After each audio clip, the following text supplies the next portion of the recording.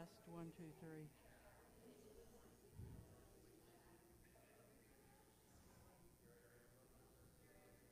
Test, there you go.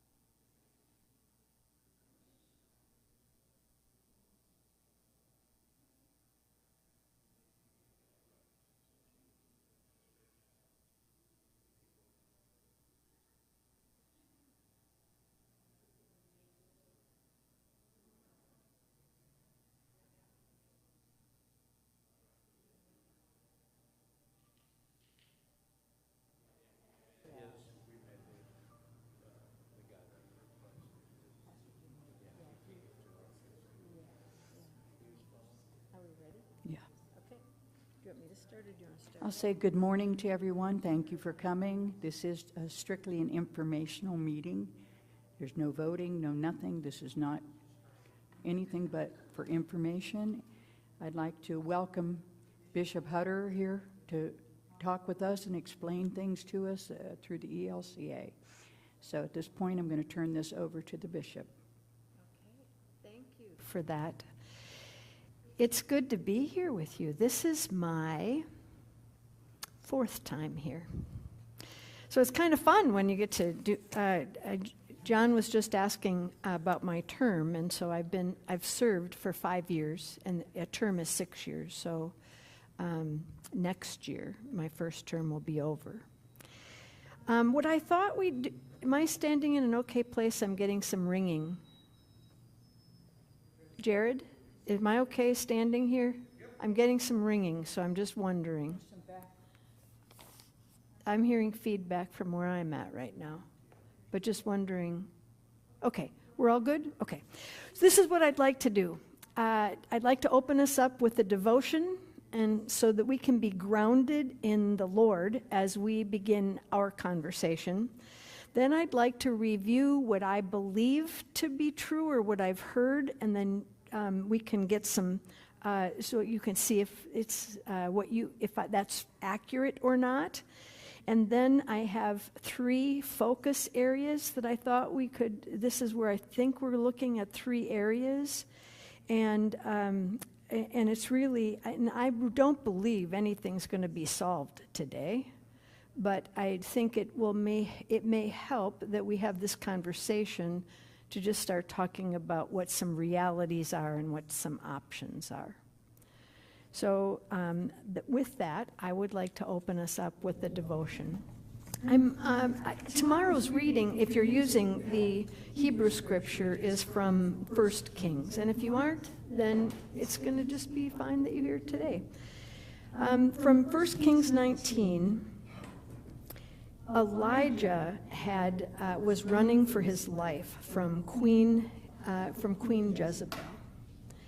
And he'd gone to a cave, and God had provided a raven to give him food, and he rested.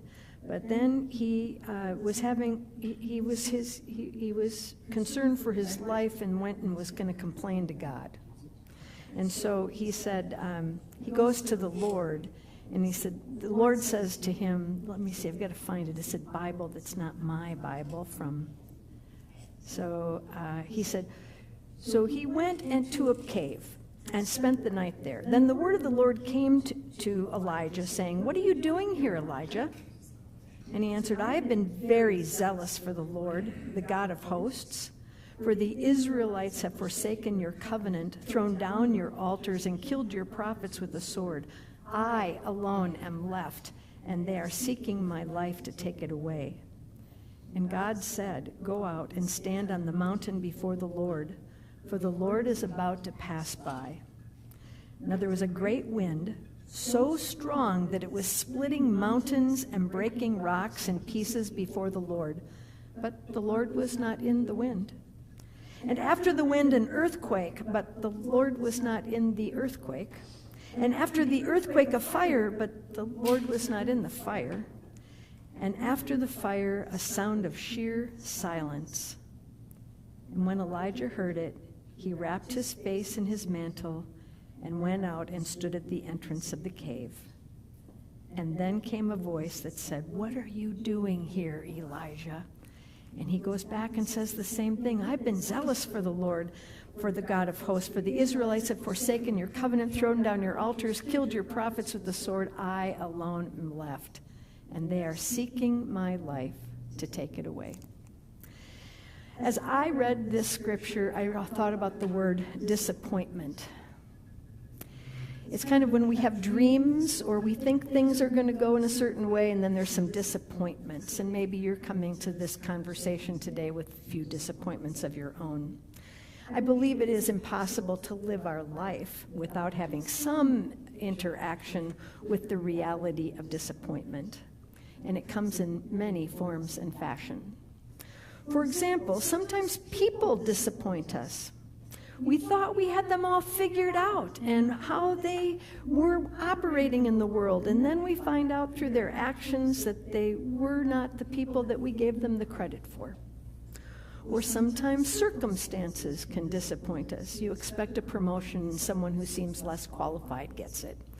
Or you anticipate a full and thriving church with people driving in and your parking lot full, and that doesn't happen. Sometimes we're disappointed in ourselves. We let somebody get under our skin, and then we start talking in ways that are clear that we're not acting as a disciple of Jesus at that moment. And sometimes people disappoint us, circumstances disappoint us, or when we disappoint ourselves. Then there are the times that God disappoints us. God didn't fix it. God didn't expose it. God didn't cure it. God didn't pay it. God didn't move it. And the reason that we hold the disappointment is because we know that God could have, and God just chose not to.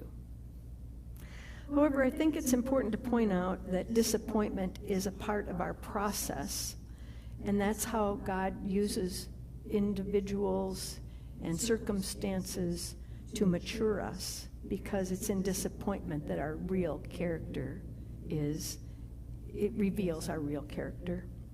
How we respond in the face of disappointment reveals who we are. And this is where we find Elijah in this particular reading of Scripture. Prior to this reading, Elijah has been kind of a victory tour. He's experienced the thrill of people calling his name and celebrating his heroic acts. You might remember that it was at Elijah's behest that God rained down fire so intense it burned up the wet wood.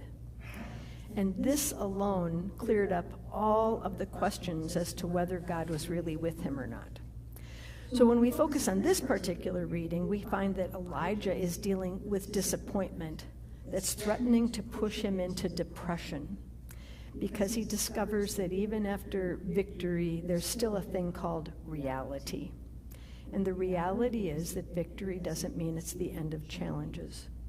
Being a Christian doesn't mean that we don't have challenges. Being a church doesn't mean that we don't have challenges. And so that's a part of who we are as people, and it's a part of our institutional life.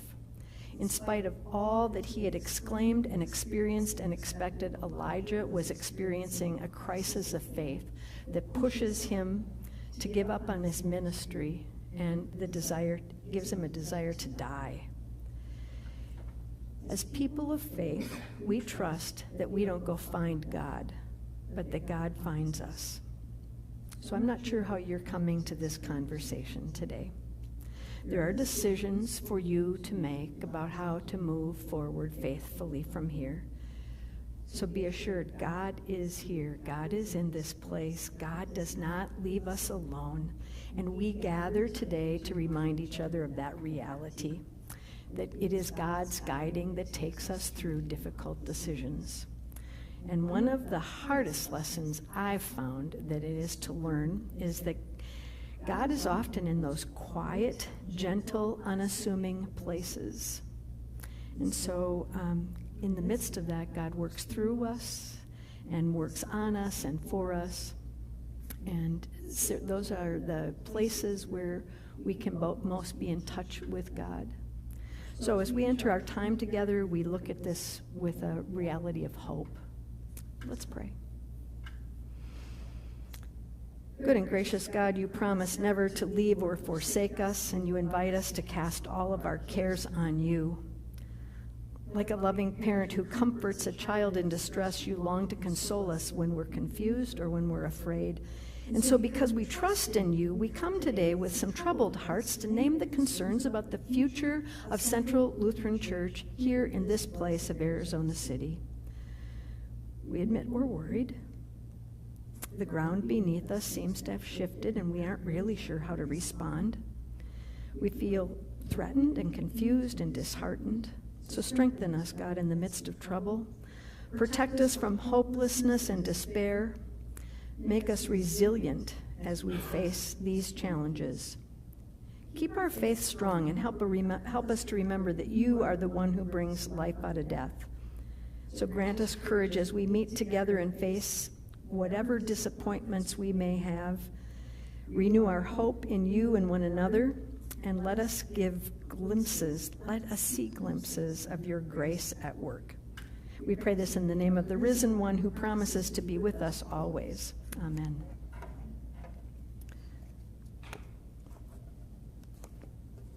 So, the next thing is, here's what I kind of have figured out from my conversations with Pastor Doug and with Janice, is that you have been facing financial challenges for a while.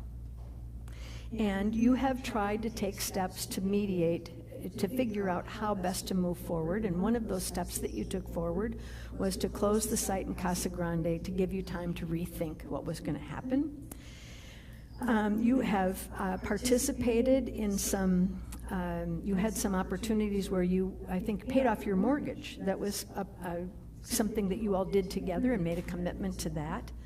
But it seems as though things are now very urgent. And that led Pastor Doug Dill to give his resignation at the end of this month. So there are a few questions of focus that I think is, one of them is, where are we today? And so Lita in a few minutes is going to share that financial information.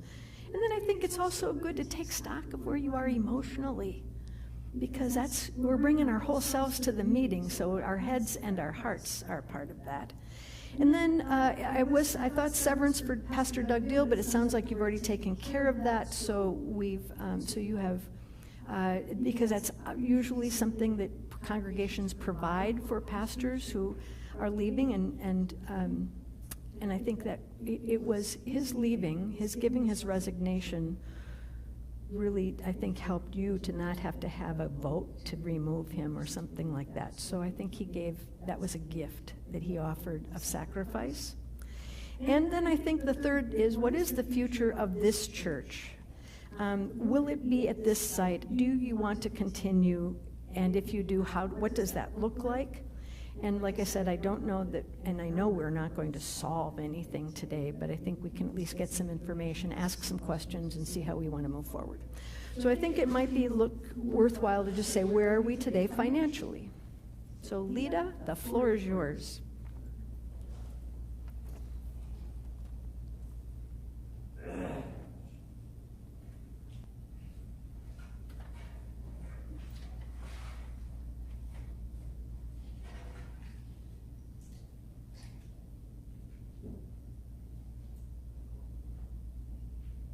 Okay.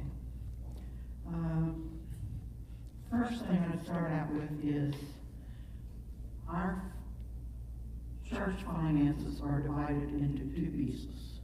One is the general operating fund, and one are the capital funds, which are reserved for specific purposes. The funds that we have been borrowing against the capital fund to run the operating expenses.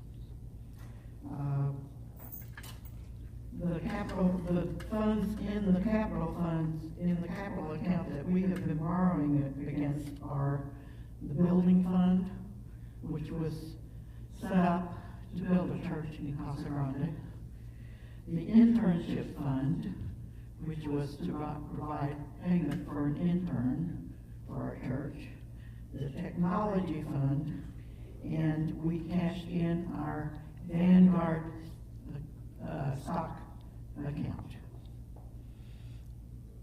The ones that we have not touched, that I think people are confused about, we have money in building and maintenance, the quilting fund, the music fund, the fellowship fund, the food bank, the laundry love, Nana bag, the seminary fund, and endowment fund. All those show that we have active ministries that we have still conducted while we're going through this crisis. Okay. So as of funds that we have borrowed against are $81,981. We've already borrowed $56,939 from that, which leaves us available funds of $25,041 to borrow against. And I'm not sure what the technical law is about borrowing against those funds. I think it's not good church practice.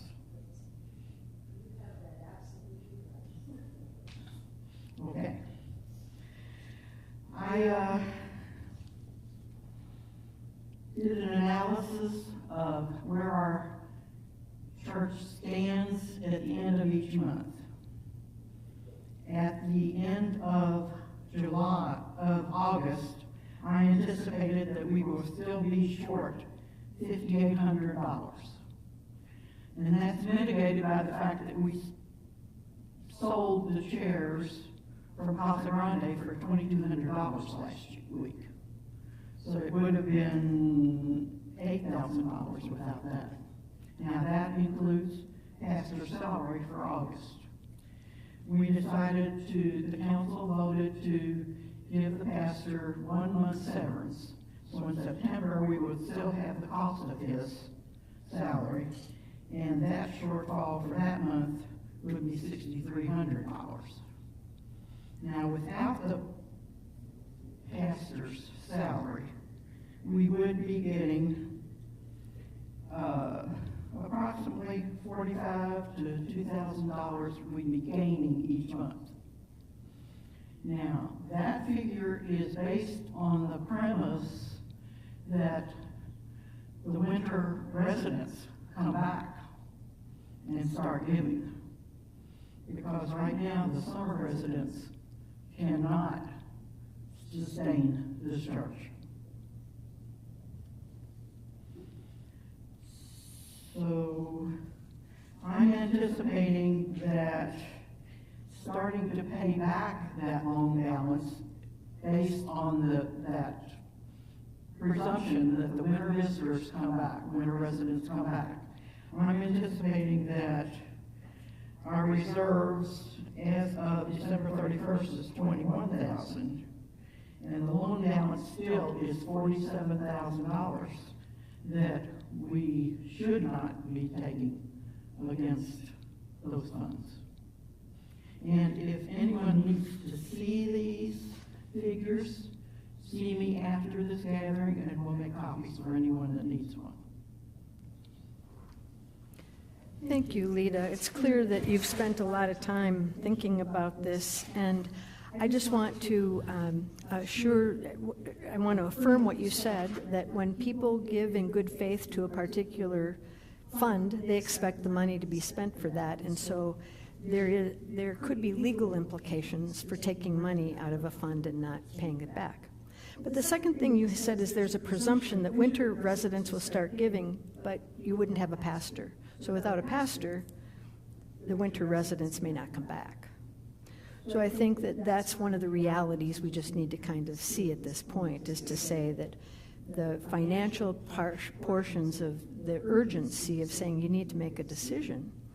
So some of the, if I just look at it from the office of the bishop and the number of congregations that I have worked with, and a couple have been in situations like you are finding yourself in right now, that you've done faithful ministry, but we're kind of wondering if there's a future or not to do this ministry here. And so one option that you have is you could keep the church open, and you can do this with lay leadership. So you won't have sacraments. You would not be able to do, there wouldn't be baptism and Holy Communion unless, and we can find someone maybe to come in once a month to provide that, or every 6 weeks, 4 to 6 weeks to find that. So lay leadership would be one of the options. Another option that I think you have to be looking at, or at least considering and praying about, is this a viable, sustainable ministry or not? And so should you be thinking about selling the property and closing as a congregation? if you believe that you have energy for regrowth and outreach, those are all, if you think you have the energy for that, that would certainly help you to figure out, is it time for a reset? Can this ministry grow? But you haven't necessarily seen that in the sign of Casa Grande closing, which in many ways, Casa Grande is one of those growing areas. And I'm not sure about Arizona City and who lives here and what church. I know there are churches here. I've driven around. So I think that's the decision. You have Jared as a team candidate and could provide some ministry, but you'd have to pay him to do some of it. And right now, I don't know that that's an option or not for you, because again, it's where are you at financially, and you've got to repay those funds. You're kind of in it's a pretty dire situation with those other funds that need to be addressed. So I'm going to stop now, because we've kind of just talked a little bit about the three things that where are you today, and then you can check yourself emotionally where you are. The severance for Pastor Dill is taken care of, and that's good that you've done that. And then what is the future? What do you see as the future here? And so I'm going to turn it back over to you, Janice, and I can be here as a resource person to listen, but I think I've kind of laid out for you what I believe are the ways forward is a lay-led ministry, because I don't, you know how long you were vacant during this last, when Pastor Tom Stevens left. It's very difficult. There are not a lot of pastors to begin with. And then I think the second piece is that most pastors, if they're going to get up and move somewhere, they're going to want a full-time call. And it's clear that that at this point you're unable to sustain that. So, does anyone have any questions for the bishop about what she's talked? She has a mic, so. Jared, I think you're going to want to have the microphone. Right now, Lita's got her own, so. My question is, if we close the church and we sell the assets, what happens to the money? We do have a booklet that's actually being worked on, but we suggest that what we suggest is 20% goes to the Grand Canyon Synod, and the 80% that's left we'd like to see reinvested back in word and sacrament ministry. So I would suggest that we talk about the possibility of what does it look like to do something in Casa Grande. And if that doesn't work out, what are the other ministries around here or they're Maricopa or whatever that might be? Would that include like getting a building in Casa Grande then? Buildings like this are not, we're seeing more and more people going into strip malls or having multi-purpose things so that you can worship, but that you can also have the opportunity to make space available to the community, or that other groups can meet there. So when you talk about, I think you'd probably be starting out by seeing if it's viable or not, and then I think finding a space to rent. That's normally the way that you might want to go about that. Or use, rent or use. Mm-hmm. Now we could use that microphone. John has a question. And please state your name before you start asking your questions, so that those that are taking notes can write the names down. I'm John Peschel, and I've been a member of the church now for about 10 years. And I have a question regarding if we decide to try it with the lay ministry and push forward through the winter to see if we can retain some of our winter visitors. Is there a pool or a group of ministers that we could call on to come in, say once a month? You mentioned the fact that we might be able to get somebody to come in once a month to distribute communion, do baptisms. I think I appreciate I think it's viable. I know we have some people, but I don't know what their availability is, but we would work at that. Yeah. The second thing is, you say that there are other churches that are in some of the same situation. Is there a model or something that we can follow? You mentioned the fact you're putting something together at this time that we could follow to maybe guide us a little bit in processing what we need to do to get to a viable situation where we can maybe call another pastor in the future. The resource we have are for congregations that have decided to close. So it's not about a restart.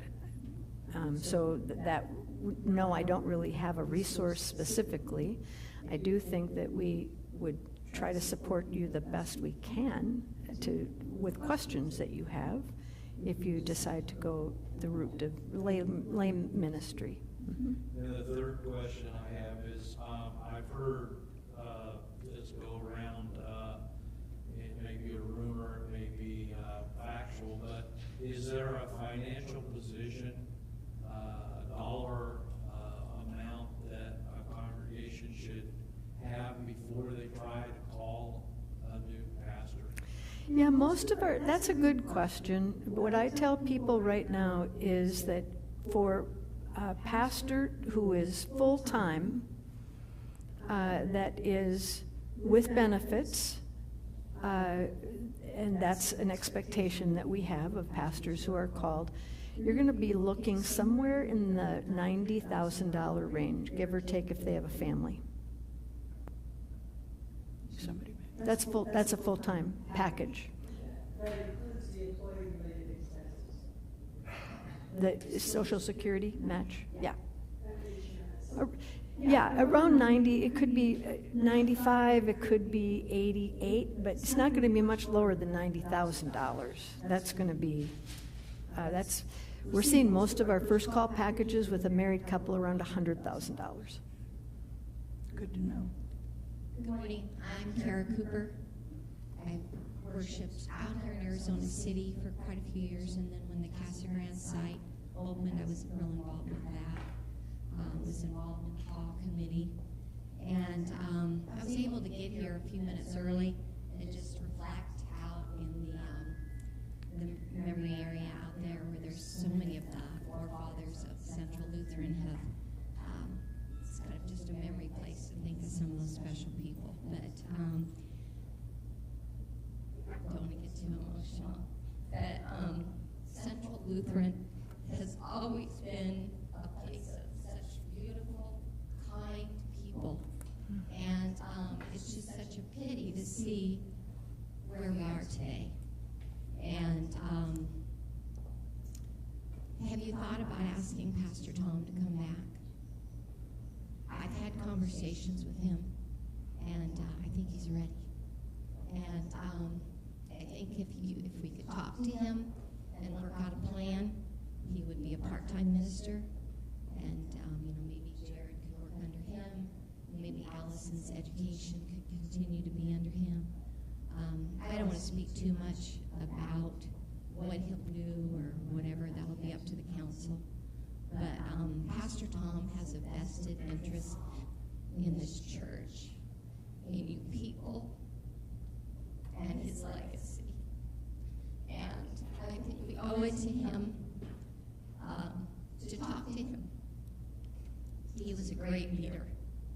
And I know some of the division, was unfortunate, but Pastor Tom would be a great resource for you to reach out to and just say, what do you think? What can we do?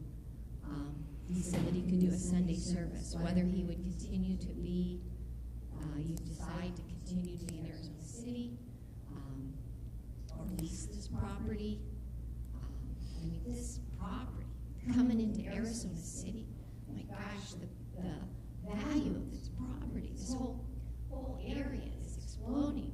And Central Lutheran owns this. It's a beautiful property. We shouldn't be in this position. And if you decide to talk to Pastor Tom, I will head up a fundraising committee and search out money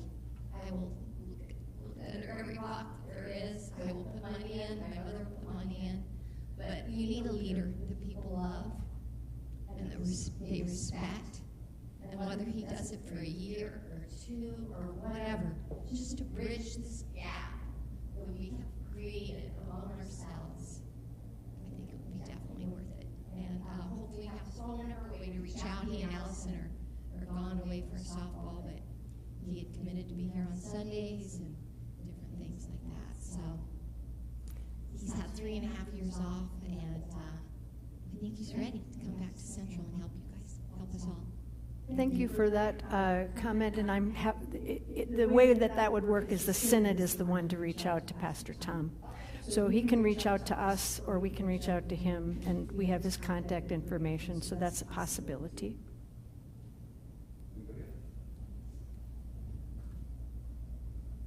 Hi, my name is Mary LaPagna. My question is, what is the process for determining what happens as we go forward? Yeah, I think that's up to all of you.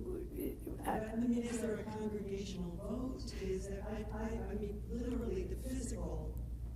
It kind of depends what you decide to do. So if you decide that you're going to try and find another pastor, I can tell you right now that we have 5 vacant congregations that have been vacant for more than a year and a half.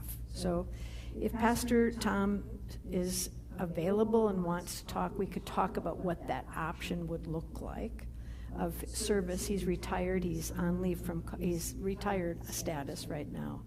So that's a different conversation that we would be having.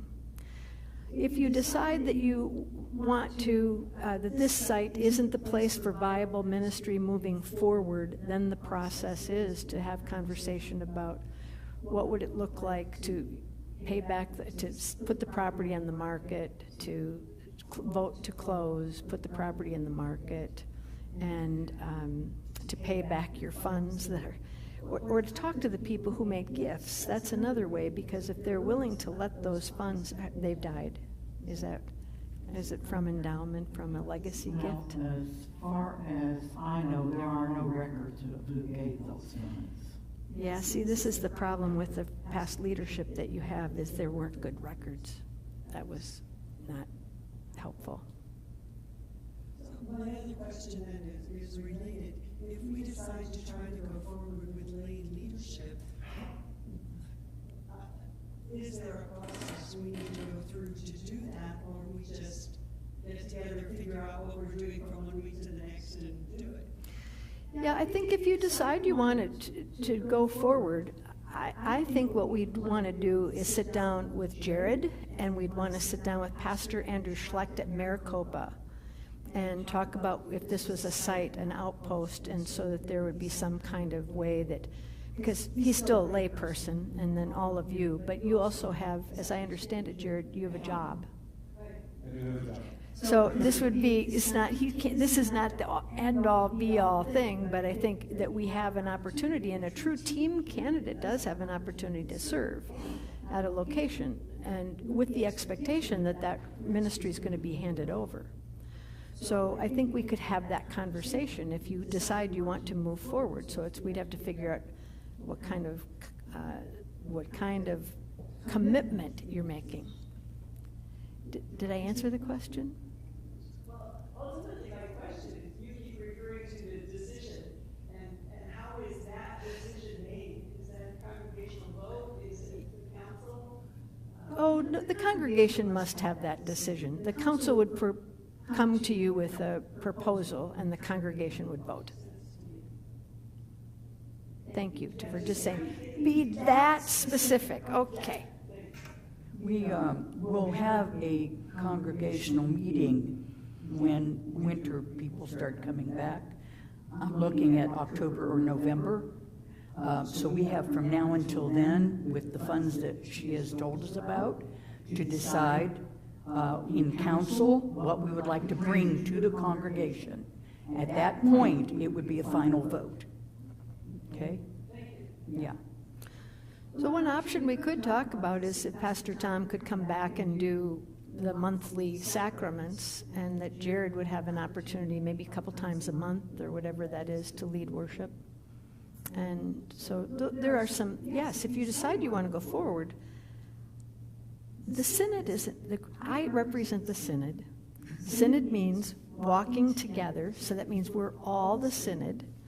The office of the bishop, which I get to represent, does not have a desire to close churches. We want healthy, thriving churches, is what we want. And I'm here because I know that this has been just kind of going on and going on and going on, and now it's at an urgent point. That's why I'm here today. Mike needs a microphone. This isn't really a question. My name is Mike Storer, Mr. You can notice so much affection. It's just. Hold the mic closer. What do you need? Closer. Oh, sorry, I'm hearing my hearing aids and I think I'm loud. So, for once. And I'm just saying, when I heard about the possibility of Pastor Tom coming to help us out here, that was something I never considered, and it didn't even never cross my mind. So I think maybe for some others here that might be quite it's very encouraging if that's a possibility, because what we need is some kind of figurehead here to pull us all together in spirit about this. So I'm very sanguine about this idea, and I just never considered that he would even be welcome here, Bishop. You know, after how it works, we're supposed to stay away and visit the congregation and all that, which I found quite painful, frankly. But that's church policy, and I understand it. But if he's welcome to be here and interact with us, boy, I can't. That's the most encouraging thing I've heard. Okay. So I want to say thank you. Anybody else?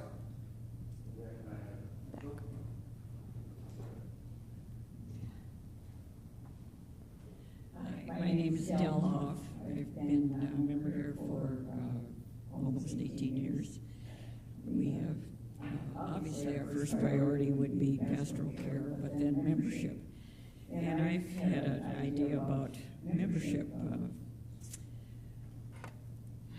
When we first came here, I was astounded when I looked in the phone book and saw this church was the only ELCA church in a 50-mile radius. But we came and we found it mostly senior, but very engaging. And our youth program kind of died off, and everybody kept telling us, without youth, you won't survive. But for almost 20 years now, I've watched the steady flow of snowbirds coming, a lot from the Midwest, where we were from, a lot Lutheran. And it is just amazing how many snowbirds turn into permanent residents. And so I thought, just on the assumption that we are going forward, I started researching the number of RV parks, manufactured home parks, trailer parks in the area, and there are probably over, there are hundreds of them, and some of them list how many units they have. There are thousands of units. Now, we live in a community of almost 4,000 people, and with rare exception, all of our acquaintances were once snowbirds and are now permanent residents. So I think we should manage a strong campaign to reach all these parks with a very good flyer, or brochure, or poster, whatever, and to reach them and encourage them to come. And a lot, I know, do support the church over the summer. We supported two churches for many years. And as far as the distance, I can't imagine abandoning this beautiful paid-for property for a larger community like Casa Grande, because I think distance in this day and age doesn't have much to do about it. We watch seniors drive 20 miles to go for dinner, for entertainment, or a tourist thing. And with the cars we have now, and without snow and icy roads to deal with, they don't mind coming a few miles to church. And I say that, I guess, because we, for about 30 years, did a 30-mile round trip to church every Sunday. And we did it every Sunday. So I strongly believe we should stay in this beautiful building and start reaching out to all these snowbirds who may become residents. What's kept you from doing it up to this point? I guess we just never really thought of it. Because personal invitation is the way that people come to church. Well, and also us asking people, of course, but Yeah, personal invitation is the number one way people go to church. Yep.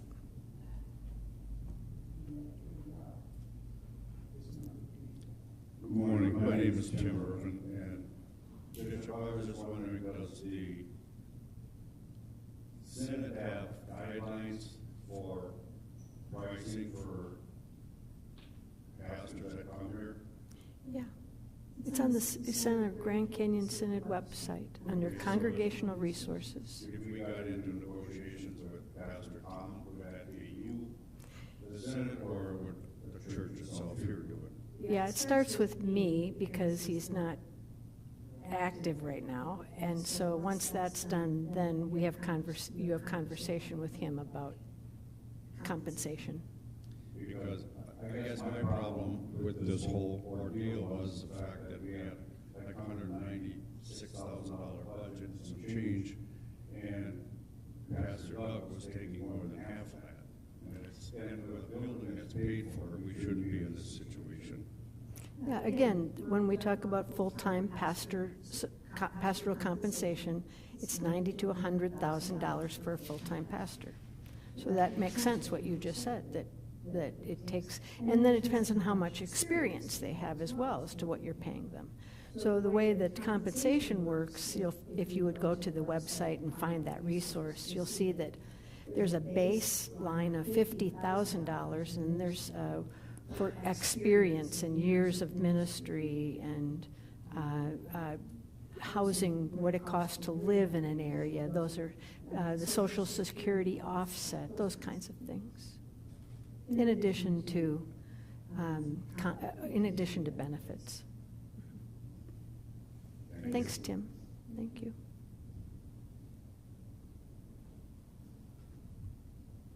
I am hoping about Mary LaValia, and I am hoping that we will at least make a good effort to continue church in some form in this location, this building. And one of the things that I want to point out is that we have positioned ourselves to be a community center. Mm-hmm. And so if we abandon the building, if we sell the building, there are a lot more people than the members of the congregation affected. At present, Alcoholics Anonymous meets here, Narcotics Anonymous meets here, Arts and Meals meets here. That's a program to help older people not be isolated and alone. The Food Bank has been here. We have an adult education program that has been meeting various places, but recently they have been meeting here in our buildings. We have a Spanish-speaking church that uses our facility. Members of the community gather here every week to play dominoes. And there's also been a spay and neuter clinic here for cats. So, I mean, we are a community center and becoming increasingly that. And in addition to the ministries that we think of as ministries, having this building that the community can use is another important ministry. And I just don't want us to lose sight of that. Well, it sounds like we have kind of a plan that we could talk about, and that would be how we could, because Jared does need a site to do ministry. And the idea of team, just so that you all know what team ministry is meant to do, is team ministry is to raise up a leader in a community in the hopes that that's the person who's going to be the leader for the community when they are ready to be ordained. So that's something that you have all made a commitment to. And so I think that we need to continue to find ways. And we have talked about the possibility, we have someone else who could supervise him. So that can happen. And then I think the second is we certainly can reach out. I'll reach out to Pastor Tom and talk to him and see if there's an openness. And so, I mean, it sounds like there's a plan. I do know that you can't afford a full-time pastor right now. Yeah, I don't think you can either, because you've got to pay back those funds. Yes. Do you want to?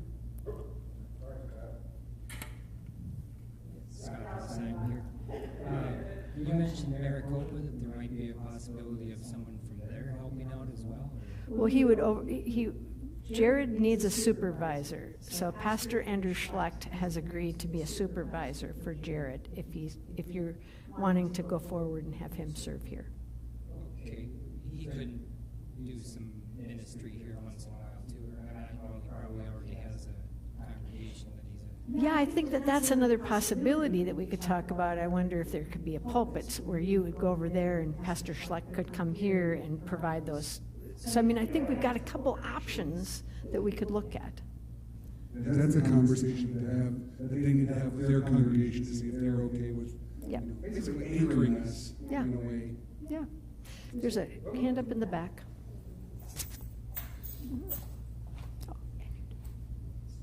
My name is Myrna Werner, and I really hope this congregation survives. We were first winter visitors from Minnesota for about 10 years, I think. In the past, we had a number of retired pastors that come to our church in the winter. Could we not reach out to some of them and see if they might not be interested in a part-time pastoral thing? The other thing is I know a couple of just recently retired pastors.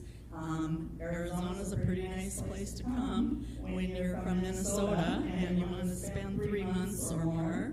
Are we allowed to reach out to them and say, how would you feel about doing a part-time ministry in January, February, March in Arizona? And if so, would we have any housing facilities that we might do an exchange thing for that?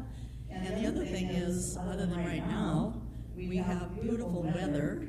What's to prevent us from having an outdoor service in Casa Grande in the park or somewhere centrally located, even where we had our church services before, in that plaza, where the neon sign park is? And would that encourage other people maybe that don't even know about us?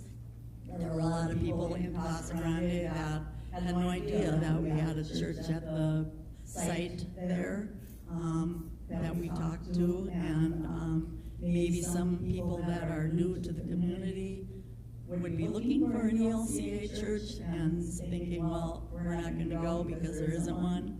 And maybe if we were more visible, like in the winter months especially, outside, outdoors, maybe could we attract people that way to our congregation and get some more people coming? And my other question is, we have supposedly a lot of online attendance. Do we get any income from those online people? You would know the answer to that. I don't know the answer because that's yes, Lita? No. Okay, no. So you asked a lot of questions. Here's what I'll try and respond. If you know a pastor who's retired and wants to come, please give them my name or the name of at least the office of the Grand Canyon Synod.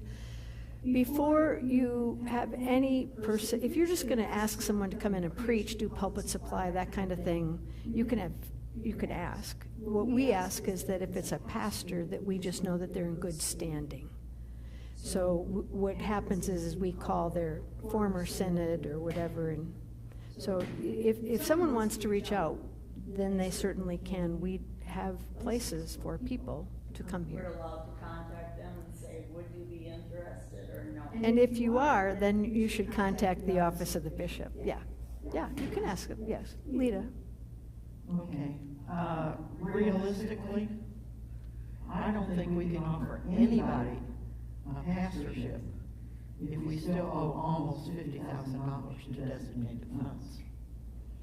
Because that has to be paid back. before we can actually say, well, you may not pay it back right away, but. No, I agree with you, and that's what I think. You're saying you're going to help with fundraising. That's part of the fundraising. You've got to pay back your funds. That is an important, there's a liability issue, legal and a liability issue going on right now when you're borrowing from funds that have already been allocated. Yeah. And then we were talking about ELC, the pulpit supply. There is a set amount for pulpit supply that we are encouraged to pay. $250 For one service, and if there's a second service, yep, and mileage. So it would be if you had pulpit supply, and I would assume that if you want, that Jared's going to get something for doing work here, that you're going to somehow compensate him. And I know you work full-time, but I think we could work something out if you have a site supervisor. And the congregation is supporting me in schooling and for my airfare, my nose for, as well as my hotel and my company. So they're kind of there. okay, so I think. I preach with others have gone. Okay. So that would be something that we could look at as to how you could fill in here and then support it with other ways when you're on a couple times a month or whatever that would be. Oh, we have one right here. Yeah, hi. My name is Sue. My husband Lee and I have been members for 28 years. And I am real interested in pursuing what Kara was talking about with the fundraising and talking further with Pastor Tom, because I think that's an opportunity for someone who has committed a big portion of his life to the church and is saying, I would like to help out again. I think that's a wonderful opportunity that we need to investigate. Yeah, and we'll explore it. And again, you'll have to pay him, so you'll need to have, no matter what, he's not doing it for nothing. So yeah, I think we will explore it. I will call and reach out to him next week. I can do that.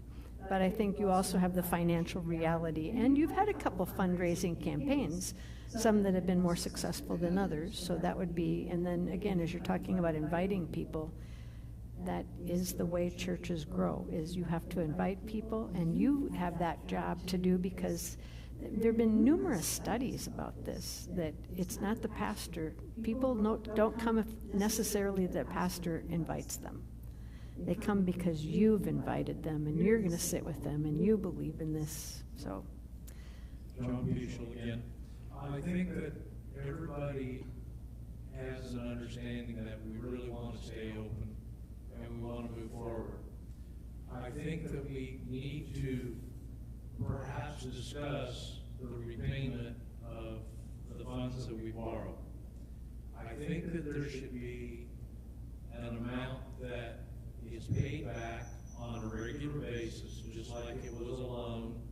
Write up a document, make it so that it's official, and those funds that we fundraise for would be retiring the debt. We can't put expanding our growth and moving forward on a hold because we owe the church money. If we do that, we'll never be able to continue. So I think that the council's going to have a meeting and put some guidelines together, present it to the congregation, and then we can move forward on that. And I'm all for talking to Pastor Tom, but I think that we can also look for maybe having some people come in, paying them $250 for a service every 2 weeks or once a month. and using Jared. And using Jared, and Jared, we don't mind paying you a little bit of money. We know that you put in 100%, and we appreciate it. It sounds like we've really gone as far as I think we can go at this time. I think my presence has been enough to kind of, I'm hopeful for you all. This is more hopeful than I've heard it be in a while. I think the reality is you aren't going to have a full-time pastor, but you do have a team candidate, And if we have a part-time person, whether that's Pastor Tom or whether it's someone else who comes in once a month to do. So I think those are conversations yet to be had. If you have other pastors that you're aware of that are coming to the Grand Canyon Synod or want to come to the Grand Canyon Synod, please send them our way. We're interested. Most pastors we find that retire really want to retire. So that's just been kind of the thing, and so it's always a good surprise when things can be, when there's an opportunity or someone out there, and that's why we do this work together. So we're okay?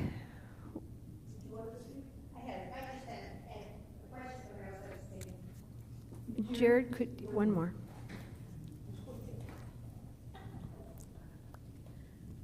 My first question is to Jared.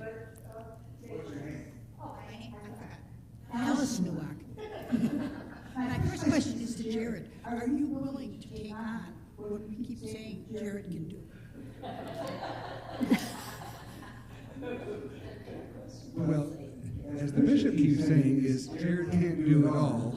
That's right. I did say that. And, so when she's talking about lay leadership, she's talking about all of you.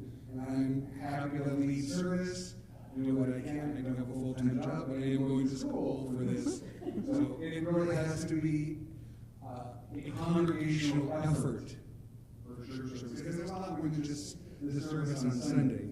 There's the bulletins, there's the website, there's the streaming. There's a lot. So I'm willing to do whatever I can. But within reason, and I think that, and we want to be aware that you are here as a candidate and being shaped by this community so that you can lead this community. We don't want me to burn out before I even get ordained. We would not want that at all. That's why I'm suggesting 1 or 2 Sundays of preaching or worship leadership. But lay leadership would mean that there's service of the word led by all of you. If there's whether you write the sermon or whether you find a sermon online and you say, and this was written by someone, so you're not plagiarizing it. There are ways that you can share your story of witness. There are ways this could all happen. I want to say for myself and hopefully the 24 people here, if you say no, I can't, we'll accept it still up. Because it is a hard question to ask you. A hard thing. I love doing service. But you're only one people. I am only one people. I can't do all the prep work and everything. I love leading. That's part of pastoral care. My other question suggests an idea, and to talk with Janice and counsel with, is not only do we look for new members, we've got to get our old ones back. We lost a lot. Casa Grande closing, we lost a lot. Dissension with the pastor, we lost a lot. And I think those people have to be contacted. And I am willing to do it, or set up a group to do it, just so you hear me. Thank you for that. And just call people, find out what they want. And I'm one that I don't do Facebook. I don't do much at all. And I don't, the message was on Twitter. Didn't you see it? What's Twitter? I know what it is, but I don't want to be sucked in, so I don't. And I think there's a lot of people like that, finding how people want to be served and how we can contact them. And it's going to be an individual calling, and I say I will volunteer. Hopefully somebody will come with me and do this, but I will work with the council for that. And I'll put together a plan for next month. Thank you. Okay. Friends, thank you for giving up time on a Saturday morning so that we could have a conversation. And with all of these great minds working together, there seems like there's a path forward. So let's see what that might be and continue to pray and be on the lookout. And I have my task in front of me, and I think you and I could follow up on the conversation that I've had, and then, so you'll be my main contact, Janice. That's fine. Okay, and then we can figure out what proposals might come over the next couple of weeks. If you do have names and you want to have them reach out, that'd be great. So feel free to contact the person and say, have you considered the Grand Canyon Synod? Look at all these good people here. So I'm also grateful for the ways that, we are church together. We believe we're better together because we have each other. And so I appreciate you being here today and having conversation, and I'd like to close us out in prayer. Holy God, by your Spirit, many people have traveled far and wide over uncharted territories into unknown places. And you have been there to lead by fire and with cloud. You've spoken to leaders, you engraved your commandments, and you have never, ever, ever left your people stranded. So we call on your name, Holy Guide, to mark the path of this church with unmistakable signs. As they face these choices, as we look into options, and the journey can seem a little complicated, and yet we know that there are possibilities ahead when the people come together and they get excited because, not because of this building, but because of your word that is a treasure that you have placed in our hearts. So grant this group of people clarity and conviction, give them courage and commitment, and bind them together so that the path they walk may be your path. We trust this. We trust the Spirit to accompany Central Lutheran and the people who are part of it, and to empower them for this season of ministry. In Jesus' name, amen. Yes, you're welcome. Thank you. And I will be saying a few more words after Bishop is. All right. We've gotten some really good ideas here today. One of the things I asked you to do was back up your ideas with talking to people, having a list. Yes, this person wants to do this. None of you actually did that. Kara did talk about talking to Pastor Tom, which is great. When you reach out to the pastors that you're mentioning, which is a good idea, don't make any monetary promises to them. You personally cannot do that. Please do not do that. Have them refer to the synod and talk to the synod, and we will take it from there. Please keep that in mind. Nothing has changed monetarily here today. We are still broke. Okay? Just keep that in mind. So you cannot make promises. And nothing, in your conversations with them, please just keep that. You know what? That's between you and the synod and the council kind of thing, if you would do that. Yes, Lita. As a member of council, I would also like to put in that not only is financial a concern, it's the fact that we don't have volunteers to do anything. That's my next thing that I'm going to go. Yes.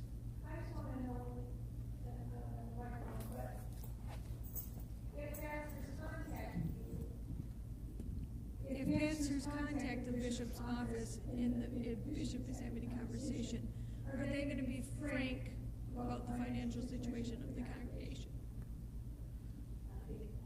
I think we need to be. Right. I don't want anybody to... Nothing's going to be hidden anymore. No hiding. No. And the other thing, we have a generous God, and so I just really want to, when we talk about scarcity, there's also abundance. There is abundance. We need to see it in front of us, so yeah. But no, we would want to be honest with anyone that we're talking to. Perfect. Okay, and along the lines of bringing new people in. You've had years to do that. Why would it be all of a sudden something you'd start doing now? I'm sorry, but I've only been in this congregation 3 years. And I'm blaming COVID for losing most of the people that we, COVID just threw a wrench into everything. And a lot of the people are dying off. That's the reality.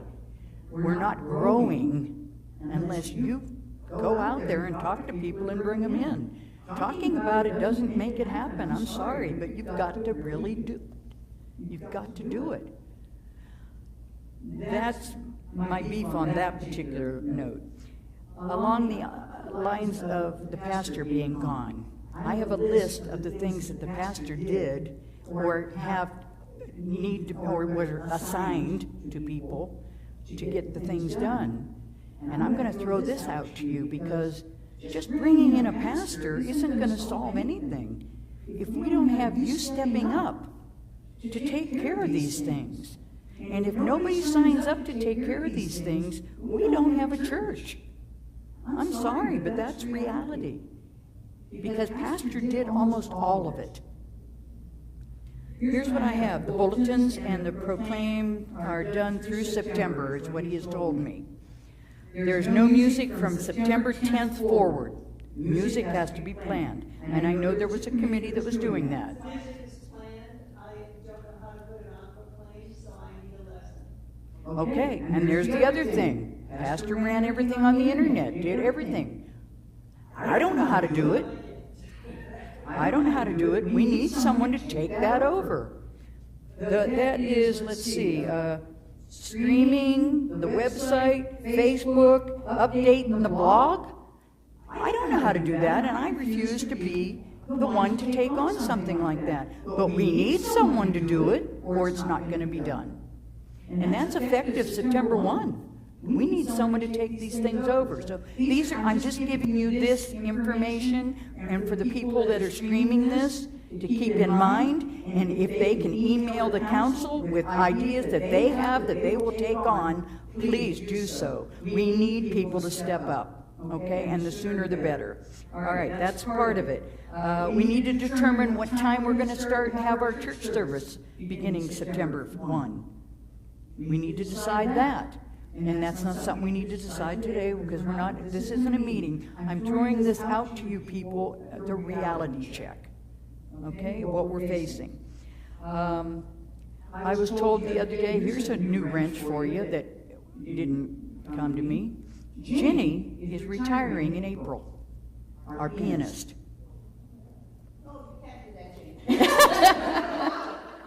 Ginny is retiring, so she's going to be through this season. And then she needs to retire, and I congratulate you. I'm so glad for you. She's moving. She's moving. So there's something else for you. We're going to need a pianist at some point. How many of you are pianists? Okay, so I mean, these are things that need to be thought out, okay? Right now, today, and we have an online list for this, counters, ushers, communion bearers, nobody signs up. I'm sorry, the same people, over and over. What's that? Yeah, the same ones over and over. Nobody adds to that list. And you can do it online in the fall. If you want to, please go to our list, put your date in, and when you can do that in the fall. If we don't get these volunteers, we have nothing. And I'm sorry, I love all of you. You're all here, you come to church. We need volunteers other than the ones that come here. We need those people to step up. This is our future. September, October, get online and sign up for the positions that we need help with on a weekly basis. You've got to step up where it's not there. We can't continue doing the same people over and over. Several of us are going to be gone the next 2 weeks. Who's going to take over? Nobody signs up, so I'm just throwing that out there, people. This is reality. We're going to need auditors. Council did talk about at one point appointing an auditing team, and I believe we do have names for that. At this point in time, it really doesn't do us any good, but it would be starting in the fall. When the winter people come back, then we'll have a new audit done. It's been a couple of years. Okay. Lay leaders, and I know Mary has told me she can do some of this. Mary is the only one person that's told me that. We need other people to step up to do that too. It can't be Mary every month, every week. She has other people that signed up for her to help her too. But we need more than 3 people. We need those people. If you choose to go on and do the lay leadership, we need help. And you've got to step up, and people online, streaming, please step up. Send us emails, email the council, do anything that is telling us that you are thinking of us and that you want to continue, and we want you to. You've got to step up. If we don't get names, people, for these things, we have nothing, because we can't continue it, okay? The last thing is supplies.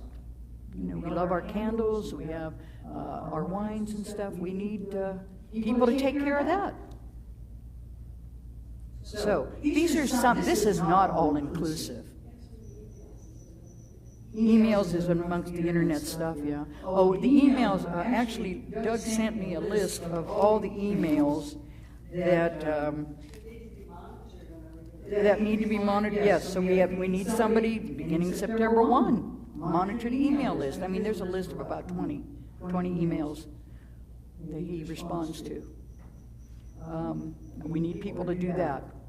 If not, it's going to go by the wayside. Those people are not going to get answers after September 1, and then they're going to drop off. You're going to lose them. So we need somebody that's willing to take over that, the emails. And that can be done from afar.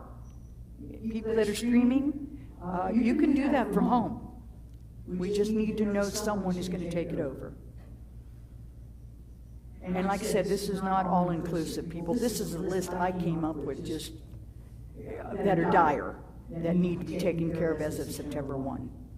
So please, keep this all in mind. It's great that you want to minister and everything. I'd love to have a new pastor. We can't afford to have a pastor right now. We can do lay people if we get the volunteers, but if we don't have them, then we might as well sell. Okay? Because we've got to hold it together. And it takes more than the council. We can't do it all. Somebody mentioned me a while back about the Anchor Church that we had talked about, and we voted on, actually, I think. The Anchor Church decided that, number one, we couldn't financially, that wasn't going to happen because of our finances, which we found out later after we took that vote. That we couldn't really, that in itself would not have solved our problem. It was just hoping to grow our membership is the purpose of that. They decided that there was nothing in it for them, and they saw our situation, and it wasn't worth it. So that was what happened to that. I want to be, totally out in the open about what we're doing. I don't think there's anything else. If anybody has any more questions, I appreciate that you came today, that you're aware of what we need and what's going on, and I hope it's an eye-opener for you. I love all your suggestions, but who's going to do it? That's the bottom line. Who's going to do it? Suggestions are one thing, but I asked you, don't even bring them to me if you don't have a list of people that are going to help you, because that's what we need. Talk is cheap. We don't have any money for anything else. Before we all go, could we, I like to take selfies, so my mom knows where I am. If you all stood up and got towards the middle, I could do a selfie with us and post it on Facebook so my mom could know where I am this morning.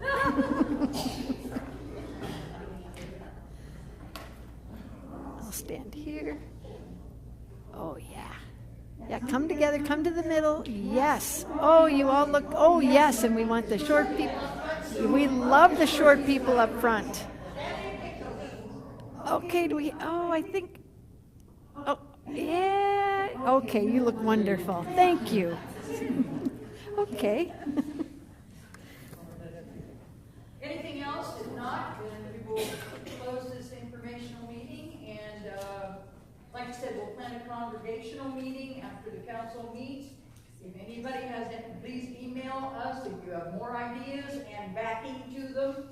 Send council emails. We will, over the next couple of months, be discussing it, and we'll plan a congregational meeting, probably October.